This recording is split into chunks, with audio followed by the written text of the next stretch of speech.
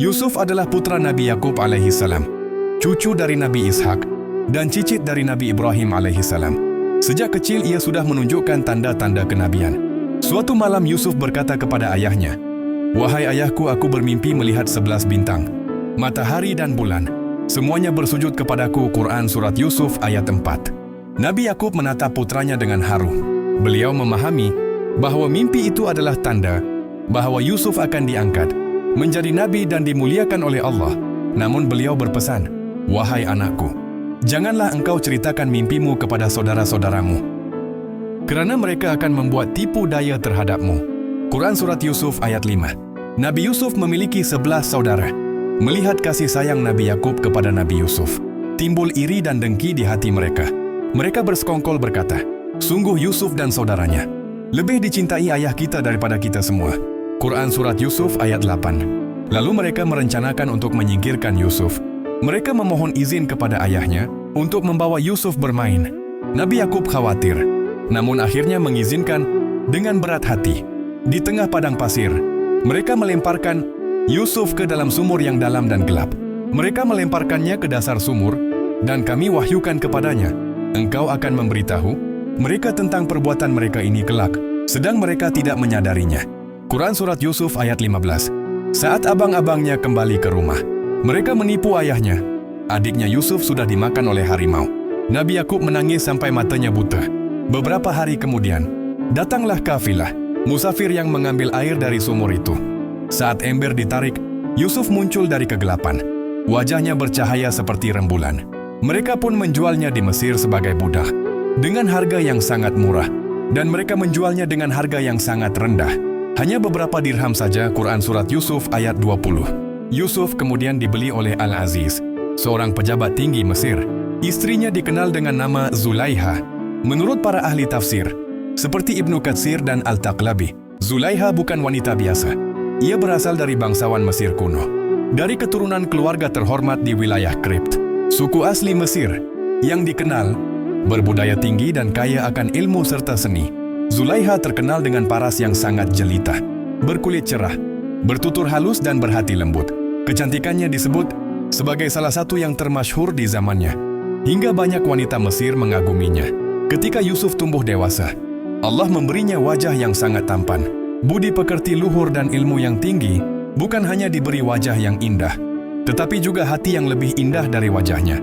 Dalam riwayat disebutkan, ketika Allah menciptakan keindahan, setengah dari keindahan dunia diberikan kepada Nabi Yusuf, setengahnya lagi dibagi kepada seluruh makhluk. Wajahnya bercahaya, matanya lembut namun tegas, senyumnya menenangkan hati siapapun yang memandang. Dan ketika berjalan, bagaikan cahaya yang bergerak di antara manusia. Ketika wanita-wanita Mesir melihatnya, mereka terpesona, hingga tanpa sadar melukai tangan mereka sendiri. Namun ketampanannya menjadi ujian. Zulaikha terpesona dan mencoba menggodanya. Yusuf menolak dengan tegas, "Aku berlindung kepada Allah. Sesungguhnya Tuanku telah berbuat baik kepadaku." Quran Surat Yusuf ayat 23. Ketika Yusuf berlari, Zulaikha menarik bajunya dari belakang hingga robek. Al-Aziz masuk dan melihat keadaan itu. Namun saksi berkata, jika bajunya robek di depan maka dia yang bersalah. Jika di belakang, maka dialah yang benar. Quran Surat Yusuf ayat 26 dan 27. Mereka pun tahu bahwa Yusuf tidak bersalah, tetapi berita itu menyebar ke seluruh kota. Untuk menjaga nama baik, Zulaikha memaksa agar Yusuf dipenjara. Meski tidak bersalah, namun Allah ingin meninggikan derajatnya. Di dalam penjara, Yusuf menjadi panutan bagi para tahanan. Ia mengajarkan tauhid, kesabaran dan ketenangan jiwa. Suatu hari 2 tahanan bermimpi, dan Yusuf menafsirkannya dengan benar. Salah satu dari mereka kemudian bekerja di istana. Raja menafsirkan mimpi Raja Mesir. Beberapa tahun kemudian, Raja Mesir bermimpi, "Aku melihat 7 sapi gemuk dimakan, 7 sapi kurus dan 7 bulir gandum hijau, serta 7 bulir kering." Quran Surat Yusuf ayat 43. Yusuf dipanggil untuk menafsirkan mimpi itu. Dengan izin Allah, ia berkata 7 tahun masa subur akan datang. Kemudian disusul 7 tahun masa paceklik. Simpanlah hasil panen untuk menghadapi masa sulit. Quran Surat Yusuf ayat 47 dan 48.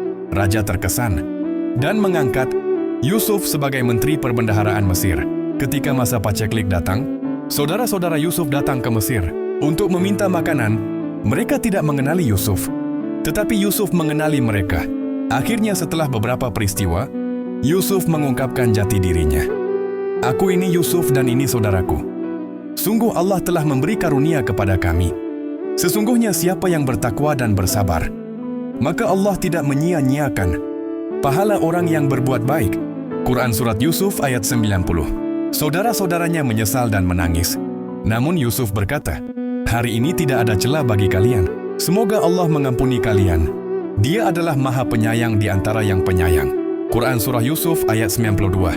Yusuf akhirnya dipertemukan kembali dengan ayahnya, Nabi Yakub, yang selama bertahun-tahun menangis hingga matanya buta kerana rindu. Ketika Yusuf mengusap matanya dengan bajunya, Yakub pun sembuh. Maka tatkala pembawa kabar gembira datang, ia letakkan baju itu di wajah Yakub. Seketika matanya menjadi terang kembali. Quran Surat Yusuf ayat 9. Yusuf lalu menaikkan kedua orang tuanya ke atas singgasana dan semua saudaranya bersujud sebagai penghormatan. Mimpinya di masa kecil pun menjadi kenyataan. Hikmah abadi dari kisah Yusuf: kesabaran dan keikhlasan membawa kemuliaan. Fitnah dan ujian bukan tanda kebencian Allah, tapi jalan menuju derajat tinggi. Maaf adalah puncak keimanan dan kekuatan hati, dan bahwa Allah Maha mengatur setiap takdir dengan sempurna. Sesungguhnya pada kisah mereka terdapat pelajaran bagi orang-orang yang berakal. Ia bukanlah cerita yang dibuat-buat, tetapi penguat bagi hati orang beriman. Quran Surat Yusuf ayat 111.